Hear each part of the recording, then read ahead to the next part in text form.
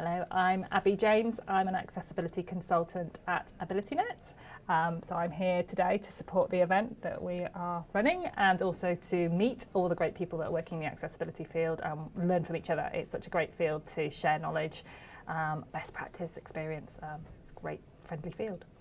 And you're going to be speaking about higher education and accessibility within TechShare Pro 2019. Can you give a brief overview of what you'll be covering as part of the session? Yes, we've got a session tomorrow where we're going to be talking particularly about higher education and the public sector and the regulations that have now come in across all EU member states and the UK, and looking at the sort of what that means in practice for organisations and also for disabled students and staff and users. So particularly focusing on how there's going to be a lot more information about how accessible services are and what that can mean from a potential student applying for university, but also for the first time ever, these organisations have to say who to complain to if they've got any issues, which is actually really a big issue for many people, that when there are problems, how do you actually get it fixed?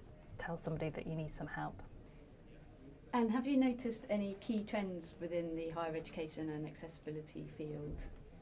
So it's really great to see organisations sort of actually thinking about accessibility across their whole digital estate, actually thinking about developing that digital culture, accessible digital culture, because what we need for accessibility to work well is to think about it bottom up and top down. We need leadership. We've got some great sessions happening at TechShare Pro today about leadership, but we also need practicalities, real basic essential accessibility skills by anybody who creates content. So thinking about, basic keyboard control, images, etc.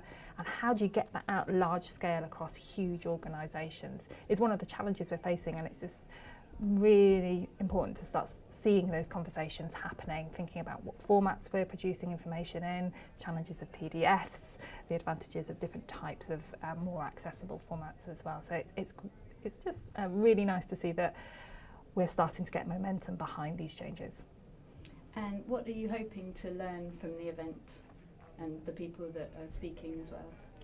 So I think obviously there's the innovation side going on. So we've got a panel today about AI and ethics and machine learning, which is obviously a huge change we've seen across digital products in the last few years, and that has a positive benefit for accessibility and assistive technology. But there's also barriers and threats, and the ethical side and inclusion side is really important.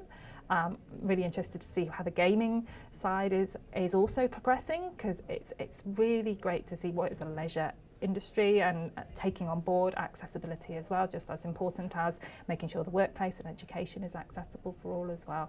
And then also virtual reality, which is just cool and fun to use. And just finally, what do you think is most important for leaders to do to help embed an accessible culture? I think leadership is critical. We've seen that, and we've got some really good examples here today, such like Barclays showing about how their leadership has worked across their whole corporate environment now to really say it's got to be embedded in everything we do. We always have to have that leadership for it to be successful. So I think it's about standing out, saying what you expect, and then trickling it down and making sure that everyone within an organisation understands that it should just be part of their working professional life to make sure that everything is accessible and inclusive for everybody.